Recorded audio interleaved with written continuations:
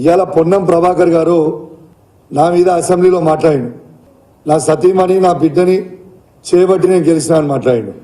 Yes, నా సతీమణి నా బిడ్డ ఇద్దరు నేను గెలవాలి అని ప్రచారం బరాబర్ చేసిండ్రు, బరాబర్ కోరుకున్నారు. కానీ నీలా కాదుగా, నీ చరిత్రలా కాదు కదా పొన్నం. నీ సతీమణి నువ్వు 2018 కరీంనగర్ అసెంబ్లీ క్యాండిడేట్గా పోటీ చేస్తున్నప్పుడు ఎన్నికల సమయంలో నువ్వు ఓడిపోవాలని నీ సతీమణి మీ ఇంట్లో ఆత్మహత్య ప్రయత్నం చేసింది. ఇది నిజమా కాదా?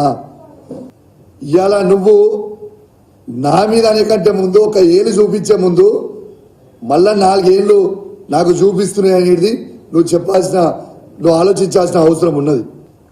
అదే విధంగా నువ్వు పదే పదే నా గురించి మాట్లాడుతున్నావు. నీ చరిత్ర నా చరిత్ర 2 నిమిషాల్లో చెప్తా నీకు.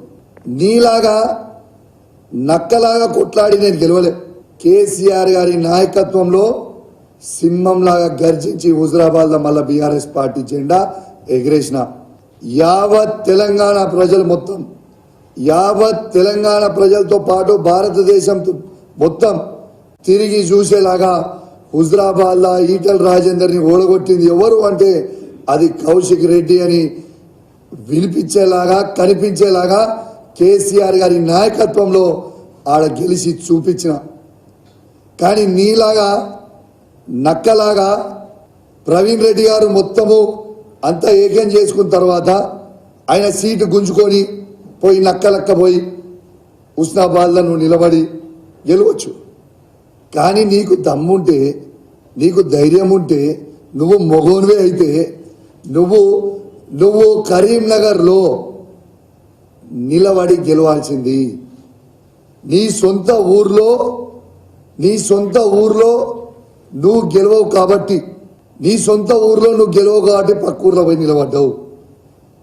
ఇవాళ 2018 నువ్వు కరీంనగర్ నుంచి పోటీ చేసినప్పుడు నీకు 39,000 ఓట్లు వచ్చినాయి.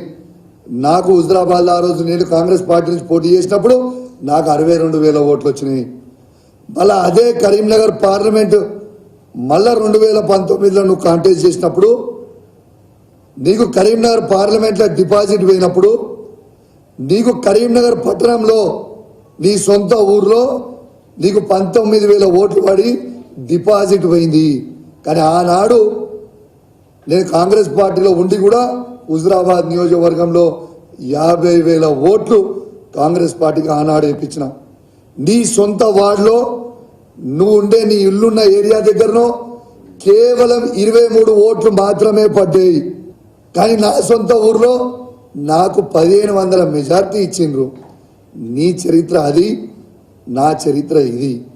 నీకు ఫైనల్గా నేను చెప్పే కంటే ముందు, ముగించే కంటే ముందు, నా సతీమణి నా బిడ్డ నా హుజరాబాద్ ప్రజలు నేను గెలవాలని కోరుకున్నారు. వాళ్ళు నన్ను గెలిపించారు. కానీ 2018లో నీ సతీమణి కరీంనగర్ ప్రజలు నువ్వు ఓడిపోవాలని కోరుకుర్రు, ఓడించిండ్రు. అదొక్కటి గుర్తుపెట్టుకో. నోరు ఉంది కదా అని నోరు ఇష్టం ఉన్నట్టు మాట్లాడకు. నోరు కూడా అదుపులో పెట్టుకోవాలని కోరుకుంటా ఉన్నాను. Thank you.